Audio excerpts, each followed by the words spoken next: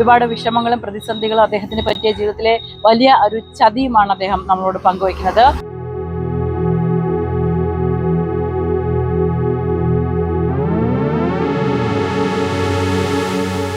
ഇറാഖിലേക്ക് പോകാനായിട്ട് വേണ്ടി ഒരു വിസയ്ക്ക് പൈസ കൊടുത്തതാണ്. അത് ഫേക്ക്നെസ് ആയിപ്പോയി. അത് മുഴുവൻ തട്ടിപ്പാണ്. അതിനകത്ത് കള്ള വിസയാണ്. എപ്പോഴാണ് വീട്ടിലേക്ക് ബാങ്ക് അധികൃതർ എത്തുന്നതെന്ന് ഇല്ലാതെ ഉടനെ ഉണ്ടാകും എന്നുള്ള അവർ പറയുന്നു.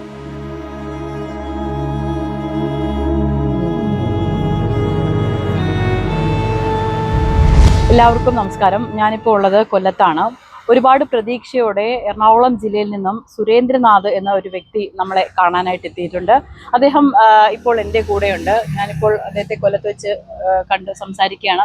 ഒരുപാട് നാളായി അദ്ദേഹം നമ്മളുടെ ചാനലിലേക്ക് വിളിക്കുന്നു, നമ്മുടെ ഓഫീസിലേക്കും എന്നോടുമൊക്കെ സംസാരിക്കുന്നു. ഒരുപാട് വിഷമങ്ങളും പ്രതിസന്ധികളും അദ്ദേഹത്തിന് പറ്റിയ ജീവിതത്തിലെ വലിയ ഒരു ചതിയുമാണ് അദ്ദേഹം നമ്മളോട് പങ്കുവയ്ക്കുന്നത്.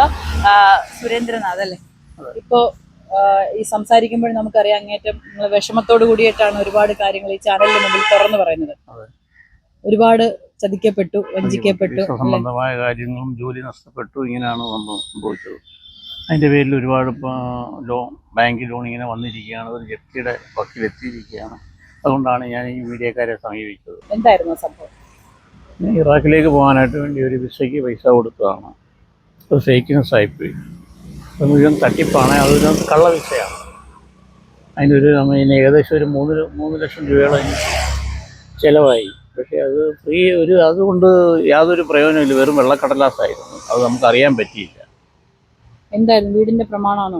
അഗ്രിമെൻ്റ് പ്രമാണമൊക്കെ പണയം വെച്ചാണ് അത് എടുത്തത്. അത് പിന്നെ അപ്പോൾ പൈസ തിരിച്ച് അടയ്ക്കാൻ പറ്റാതായപ്പോൾ അതൊരു ജപ്തിയുടെ വക്കിലേക്ക് KSFBയിലെ ജപ്തിയുടെ വക്കിലേക്ക് വന്നിരിക്കുകയാണ്.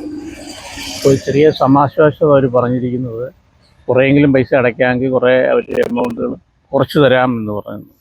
ഇപ്പോൾ നിലവിൽ ഇപ്പോൾ വീട്ടില് സാമ്പത്തികമായിട്ട് വലിയ ബുദ്ധിമുട്ടില്ല. ഞാൻ ഈ ജോലിക്ക് പോകുന്ന ഈ ഒരു വരുമാനം ഞാൻ നേരത്തെ മുൻപ് പ്രവാസിയായിരുന്നു.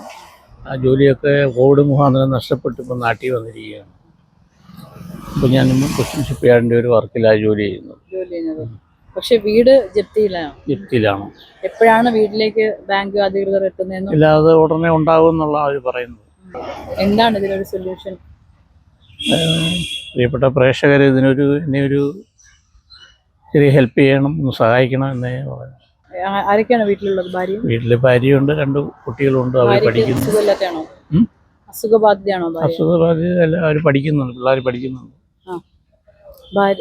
ഭാര്യയ്ക്ക് അസുഖം എന്തെങ്കിലും? ഇതിങ്ങനെ കേട്ടപ്പോഴത്തേക്ക് ഒരു മാനസികമായിട്ടൊരു വിഭ്രാന്തിയൊക്കെ വന്നിരിക്കുകയാണ്.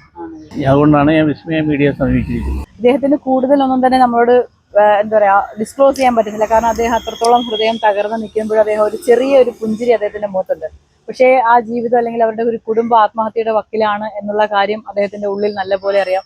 പക്ഷെ അത് അദ്ദേഹം എന്താ പറയാ എങ്ങനെയാണത് പ്രേക്ഷകരോട് ചോദിക്കേണ്ടത്? ഒരു പക്ഷേ ഒരു മനുഷ്യൻ അത്രയും അവന്റെ ജീവിതത്തിൽ നിവർത്തി കെട്ടിട്ടായിരിക്കും ഒരു ചാനലിന്റെ മുമ്പിൽ വന്ന് പ്രേക്ഷകരോട് അല്ലെങ്കിൽ നാട്ടുകാരോടൊക്കെ യാചിക്കേണ്ടി വരുന്ന ഒരു സാഹചര്യം. അപ്പോൾ അദ്ദേഹത്തിന് വലിയ രീതിയിലുള്ള ഒരു സാമ്പത്തിക ബുദ്ധിമുട്ടുണ്ടായിരിക്കുന്നു. ഈ വിസ തട്ടിപ്പുകാർ എല്ലായിടത്തും ഉണ്ട്, ഇവിടെ മാത്രമല്ല എല്ലായിടത്തും ഉണ്ട്.